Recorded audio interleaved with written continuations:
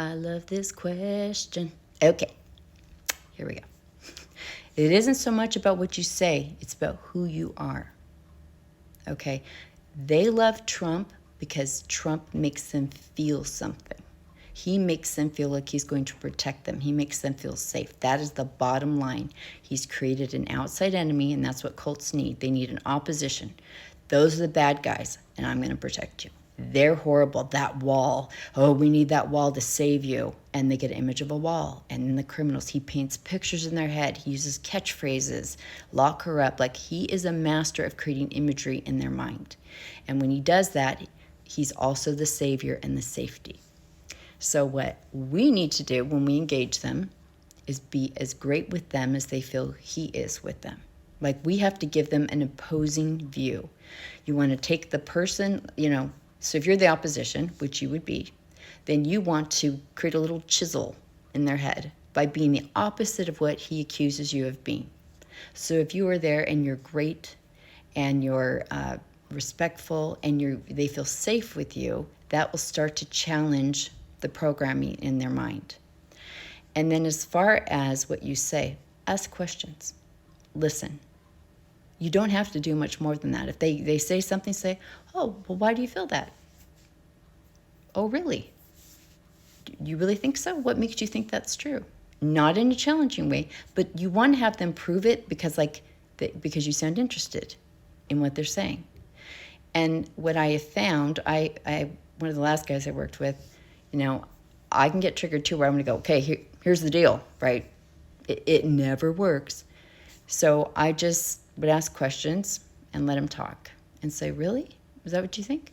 So what else? What else do you think about? Where do you think that comes from? Or I would just ask, varying questions so that they could expand on it. And then eventually he'd go, ooh, that sounds fake when you say it out loud. Like, ooh, I don't know if that's real. Maybe it's not. I don't know. Shoot. They can talk themselves out of it if we give them enough chances to. But because we were trying to talk over them or prove something, we're the enemy. They can't hear that. So when you let them do the work for you, it's wonderful. Because then it's theirs, right? It's not you trying to input something. It comes from inside of them. So you be great with them. You be generous. You be kind. I can tell you are. I can tell you're probably just lovely. So just be that. And when they start talking, say that. Say, well, how does that make you feel? Yeah. Well, if these things didn't happen, how would you feel? Like, what would that be like for you? Just always put it back over there and make it about them. Because the thing about Trump is he makes it about them. He's here for them, right? We see it as he's taking all the glory. But to them, he's there for them. And he talks to them very intimately. Like, he gives a little oh my gosh, on the way over here. Like, he acts like he lets them into their little world. And that's what they love. And he creates the safe space that they want. He creates the fear, and then he's the savior and the safety.